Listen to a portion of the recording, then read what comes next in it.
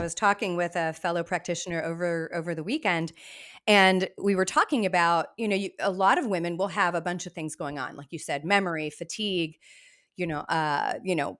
joint pain, all this other stuff. And I said, but what's really interesting is almost always there is a secondary conversation about the other insidious things that happen in midlife, which is often weight gain around the middle and, sort of the middle age spread, for lack of a better word, and the frustration of all the tools I used to use, which again, like you said, is like, oh, I'm going to cut my carbs. I'm going to cut this. I'm going to cut that.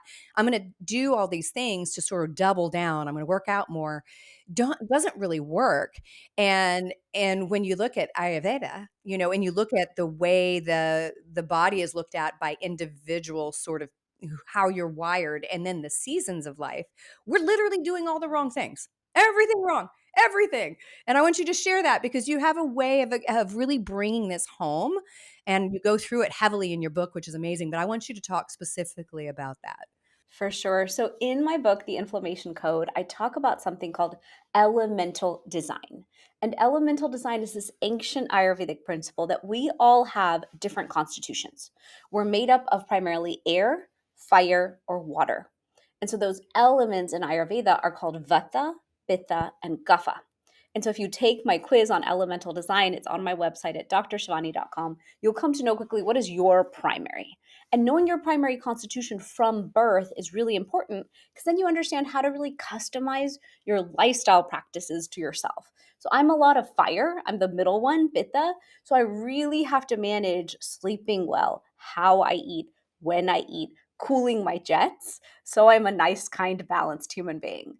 And if you're more earth, if you're more kapha, then you need to manage your energy and exercise first thing in the morning and move your metabolism, move your energy, eating easy to digest food. So we have a lot of customization for all the different constitutions.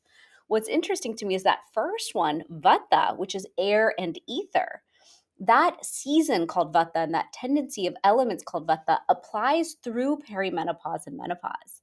And so it's so enlightening when you understand how to balance Vata because then you understand how to balance yourself through 40 plus in terms of your age as well. And so a Vata person is typically thin and wiry, typically taller or shorter than anyone in their demographic. But here's where it gets interesting. This is someone who's always a busybody, always on the move, always in motion. They tend to run dry. So Vata energy is air and ether. This is like a ceiling fan that never stops moving. It could be a beautiful breeze when it's balanced, could also be a tornado. So think about air can move in a lot of ways. So it might be that you're in a season where you're not actually as in control because your air element within you of movement is kind of out of sync with where you need to be. And so an air person, which is a Vata person, tends to have dryness, dry skin, dry hair, dry nails. So talk about vaginal dryness and menopause. Makes total sense because it's that dryness of air. Then we talk about mind. They are a million miles a minute. Sometimes they can't stop. So it can lead to insomnia. It can lead to anxiety. And here in menopause, we talk so much about my sleep is disrupted. I have a baseline anxiety. I don't know where it came from. I have this overwhelm where I'm feeling a lack of resilience. So every time I hear a menopause symptom now, I think, okay, actually we're just vata deranged, as we call it, or vata imbalanced. And if we all worked towards balancing that vata element that exists in all of us, then all of a sudden we can be more grounded. And so the homework that I give to my vata clients is take the time to have 3 square meals a day with healthy fat. That's the first homework. And it's interesting because we're in a moment where we're talking about intermittent fasting and all the guys and biohackers are like 1 meal a day. And I'm like, no, no, you are defying every ancient principle. I hear you that you guys function differently and your cycles are the same every single day. We're women. We're different. We can't self torture in the ways that modern wellness, modern longevity, and modern biohacking are teaching. Ancient wisdom says, honor thyself, love thyself. The goal is body, mind, and spirit in alignment.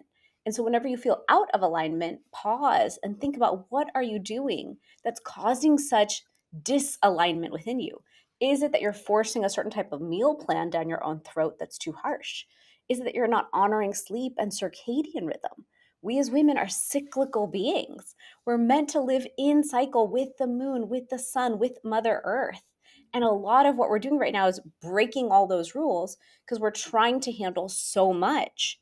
And we're in a Vata season of our life now. And the body's like, I'm sorry. I can't let you do 200 miles an hour with HIIT training, with one meal a day, and not leave you anxious, stressed out, and depleted. And so that's my message for everyone is let's unpack Vata as an understanding of a season of life and bring in such wholesome nourishment and grounding for ourselves. So that's how we show up.